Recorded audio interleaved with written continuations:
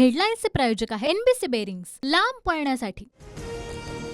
येत्या 15 दिवसात थेट दिल्लीमध्ये भाजपत प्रवेश होणार, एकनाथ खडसेंची माहिती।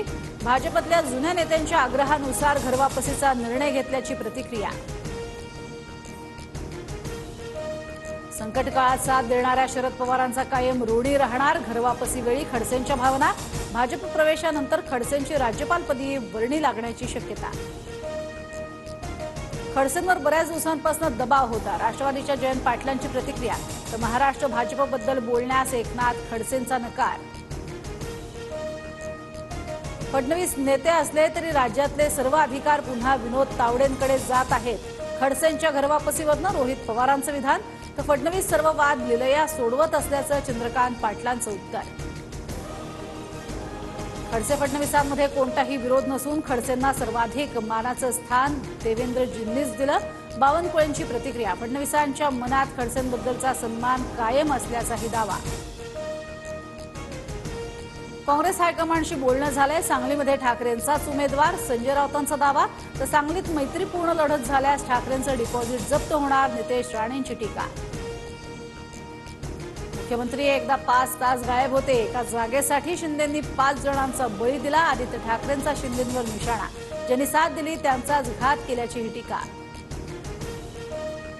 आपल्या घरात काय जळते ते आधी पहा, मुख्यमंत्री शिंदेंचा आदित्य ठाकरेंवर पलटवार। तर कुवतीप्रमाणे वक्तव्य केली पाहिजे, श्रीकांत शिंदेंचाही आदित्य ठाकरेंवर हल्लाबोल। डॉक्टर नसलो तरी 1.5 वर्षांपूर्वी मोठं ऑपरेशन केलं, मुख्यमंत्री शिंदेंचा उद्धव ठाकरेंना टोला, हे लोकांचे कमरेचे आणि गळ्याचे पट्टे उतरवल्याची ही टीका। गुढीपाडव्याच्या दिवशी मवियाच्या जागावाटपाची अधिकृत घोषणा, नरिमन पॉइंटच्या शिवालयात शरद पवार, उद्धव ठाकरे, नाना पटोलेंची संयुक्त पत्रकार परिषद होणार। महागाईच्या मुद्द्यावरून चंद्रपुरात मुनगंटीवारांच्या प्रचार रथ गावाबाहेर काढला, संबंधित व्यक्तीवर गुन्हा दाखल झाल्याचा काँग्रेसचा आरोप। तर आपल्या बदनामीसाठी षडयंत्र रचल्याचा मुनगंटीवारांचं उत्तर। 2 दिवसात सांगलीबाबत निर्णय होणार, नाना पटोलेंकडून काँग्रेस समर्थकांना आश्वासन। संजय राऊतांना नोटंकी बंद करून लहान कार्यकर्त्याप्रमाणे न बोलण्याचाही दिला सल्ला। बारामतीत सुप्रिया सुळेंना धक्का, पवार गटाचे जिल्हा परिषद सदस्य प्रवीण मानेंसह सोनाई ग्रुपचे संचालक दशरथ माने अजित पवार गटात, सुनेत्रा पवारांना पाठिंबा देणार।